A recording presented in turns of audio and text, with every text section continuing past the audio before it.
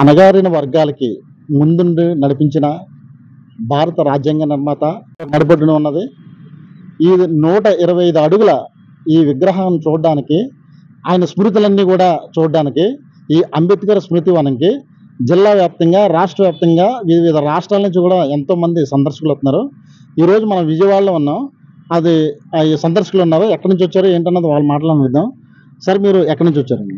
మేము రాజమండ్రి ప్రక్కనే వెంకటనగరం గ్రామం, అక్కడి నుంచి వచ్చామండి. అంబేద్కర్ విగ్రహం చూడడానికి, ఈ శృతి మనం దర్శించడానికి, ఆయన గురించి ఇంకా ఇంకా తెలుసుకుంటే ఎన్నో ఫోటో ఎగ్జిబిషన్ పెట్టారు.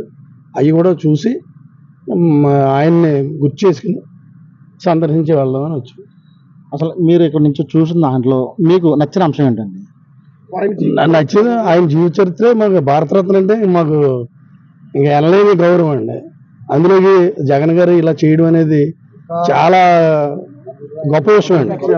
ఎందుకంటే ఇలాగ అంబేద్కర్ది ఏ రాష్ట్రంలో మేము చూడలేదండి. ఈ ఆంధ్రాలో జగన్ గారు వచ్చాక ఈ ఇంత అభివృద్ధి చేసినందుకు ముందు ఆయన్ని కూడా మనం పొగడాలండి. అయితే మెయింటెనెన్స్ కూడా ఆయన ఉంటే ఇంకా బాగుండండి. ఆయన లేక ఎక్కడిదక్కడ చెత్త చెదారం అన్నీ అలా, కానీ మాకు కొంచెం బాధ కలుగుతుందండి. అదే రకంగా ఇప్పుడు వేరే వేరే ప్రాంతాల నుంచి చాలా మంది కూడా ఈ స్మృతి వనం చూడడానికి వస్తున్నారు. ఈ స్మృతి వనం గతంలో ఎలాగున్నది, లేదంటే ప్రభుత్వం మారిన తర్వాత ఏమైనా తేడా వచ్చింది? జగన్మోహన్ రెడ్డి గారు హయాంలో అయితే ఆయన ఇది ఒక చారిత్రక కట్టడం, చాలా ఒడిదుడుకుల్లో అతను ఇబ్బందులు పెట్టారండి. ఆ ఇబ్బందుల్లో కూడా ఇది పూర్తి చేయడం చాలా గొప్ప కార్యక్రమం అండి. కానీ ఏంటంటే ఆయన ఈ గవర్నమెంట్ మారిన తర్వాత దీని యొక్క నిర్వహణ, మెయింటెనెన్స్ మరిచిపోయారండి. ఇంకా పట్టించుకోవట్లేదు ఎవరన్నా. కనీసం లోపల గ్యాలరీ దగ్గర కనీసం లైట్లు కూడా సరిగ్గా ఎలగట్లేదు. కానీ ఈ విషయంలో మరి చాలా బాధాకరమైన విషయం అండి. ఎందుకంటే ఒక గొప్ప మహనీయుడు, నవభారత రాజ్యాంగ నిర్మాత అయినటువంటి ఈ అంబేద్కర్ గారి స్టాట్యూ విషయంలో మటుకు చాలా నిర్లక్ష్యం వహిస్తుందండి గవర్నమెంట్. ఇది మంచి పద్ధతి కాదండి. ఇది ఆయన అందరికీ ఆదర్శనీయుడండి. ఆయన ఈ యొక్క గొప్ప విగ్రహాన్ని ఇంకా ముందు మంచి నెక్స్ట్ తరాల వరకు, భావి తరాల వరకు కూడా ఇది ఒక గొప్ప కట్టడం కింద ప్రదర్శించేలా ఉండాలంటే దీన్ని ఇంకా మెయింటైన్ గొప్పగా చేయాలని కోరుకుంటున్నామండి. మేము ఇక్కడ రాజమండ్రి నుంచి వచ్చామండి.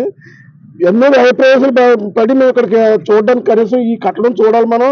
ఇది ఒక బృహత్తమ కార్యక్రమం చేశారు కాబట్టి ఆయన జగన్మోహన్ రెడ్డి గారు దీన్ని ఒక సందర్శించి మేము ఆయన ఒకసారి మళ్ళీ మేము తలుచుకున్నామని ఇక్కడికి వచ్చి ఉన్నామండి, చూసామండి. ఏదైతే ఇప్పుడు ప్రభుత్వం, కూటమి ప్రభుత్వం కరెక్ట్గా ఈ రోజుకి ఏడాది కంప్లీట్ అయింది. ఇప్పుడు మనం విజయవాడ కానీ, లేదంటే ఒకవేళ మంగళగిరి కానీ చూసుకుంటే ఎక్కడికెక్కడ శుభ్రం చేస్తూ హడావిడిగా మొత్తం అంతా ఉన్నది. అలాంటిది ఒక డాక్టర్ బాబాసాహెబ్ అంబేద్కర్, మన రాజ్యాంగాన్ని ఇచ్చిన అంబేద్కర్ స్మృతి వనం కరెక్ట్గా ఏడాదికి అయింది. ఇక్కడ ఉన్న మెయింటెనెన్స్ని బట్టి మీకు ఏమనిపిస్తుంది?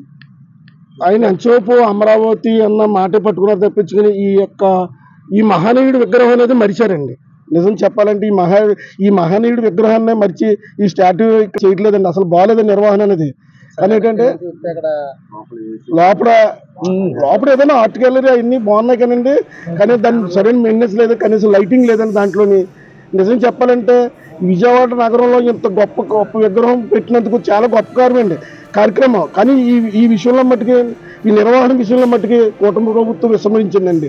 దీంట్లో మట్టుకి కూటమి ప్రభుత్వం వాళ్ళు, అందులో ఉన్న కొంత దళిత నాయకులు కూడా కొంత మరి దీనికోసం ఒక దృష్టి పెట్టి ఒకసారి ఆ కూటమి ప్రభుత్వంలో ఉన్న దళిత నాయకులు కూడా ప్రభుత్వం దృష్టికి తీసుకెళ్ళి ఈ నిర్వహణ అనేది జరిపిస్తే మట్టుకి మళ్ళీ రాబోయే తరాల వరకు ఇది మంచి ఒక స్మృతి వనం కింద ఉంటుందని మేము కోరుకుంటున్నామండి. సార్, అదే రకంగా ఎంతమంది వచ్చారు? 5 మంది వచ్చాం సార్. 2 కార్లు కట్టించాం, 2 టెంపుల్ కట్టించుకుని వచ్చాం. కేవలం చూడడానికి వచ్చామండి. రాజమండ్రి నుంచి ఈస్ట్ గోదావరి చూడడానికి వచ్చాం. కానీ ఇక్కడ పరిస్థితులు చూస్తుంటే కొంచెం అనుకున్నంత పరిస్థితులు లేవండి, ముందున్నట్టుగా లేవు.